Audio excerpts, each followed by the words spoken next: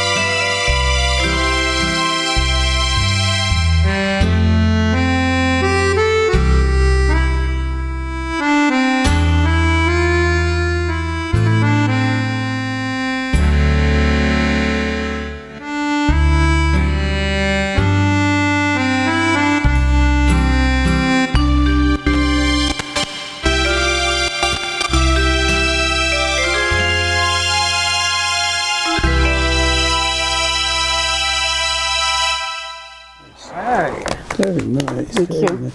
Thank you. Very nice. Now, I told you before, don't make the old guy look It bad. sounded like it was cut.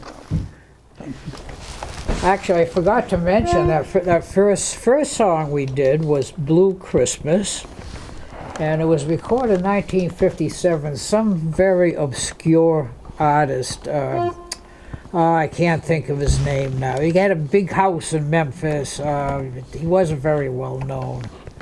Elvis. How's that one? Elvis. Oh, Elvis. That's right. Yeah, Elvis. And we've been to Graceland several times, and at Christmas time, across the street from the mansion is the gift shop and everything, and they have slapped Elvis onto anything you could possibly think of you'd ever want to buy. And but they have blue lights, and it's really, really very pretty there at Christmas time. But and of course Jingle Bells we did, and that was 1857, 100 years before Elvis, but that's okay. And then Charlene just did her song, and I think we're back on track. Next tune, 1945.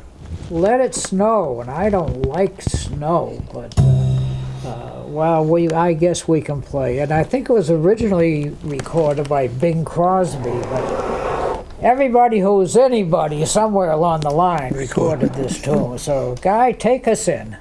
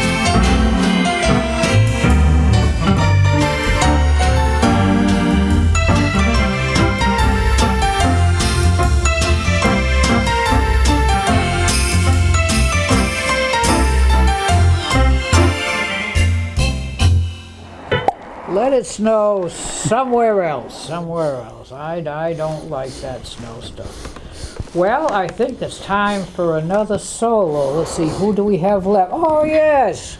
Yeah. Guy's going to do a solo. What you got to play, Guy? None other than White Christmas. Go with the snow we just had. All right. Okay. Doesn't need much of an introduction. Irving Berlin wrote it. And for the longest time, it was the #1 selling single in the United States, the Bing Crosby version. And I don't know if it still holds that title over the last 4, 5, 10 years. But anyway, it held that record since I think it came out in the early 40s. So here's my rendition of White Christmas. Here's a few songs.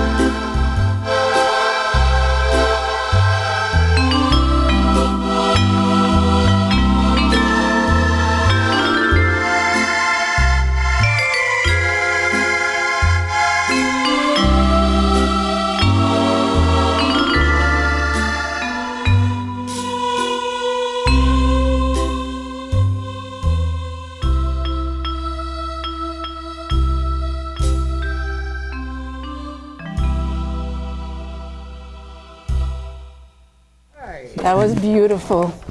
Beautiful.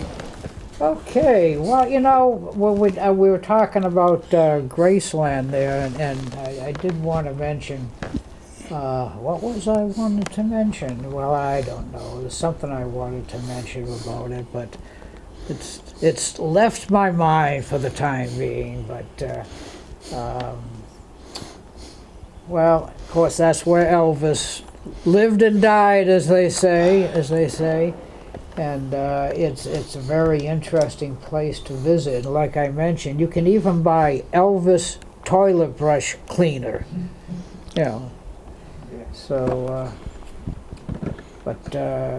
oh, I know. The big recording studio there, where they all recorded. I can't remember the name right now, but we went there once, and you can get a fellow to pick you up and take you there. So we got there, and we walked in, there's an older gentleman sitting there. And he says, "Do you know who that is?" And I said, "No." And I forget the name, but he was Elvis's drummer for 14 years.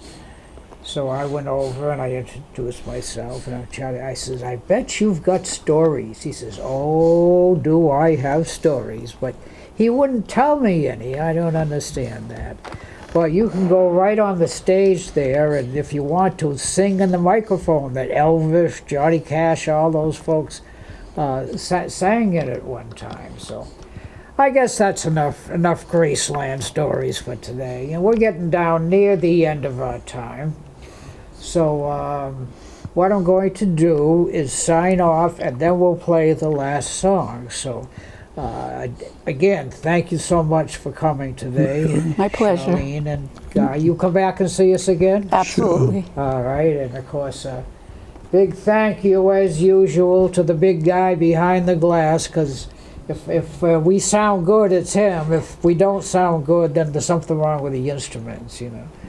And like I said, we're sitting here, 24X. So our last tune is going to be "I'll Be Home for Christmas," and I think all of us probably will be. So again, Guy, take us in.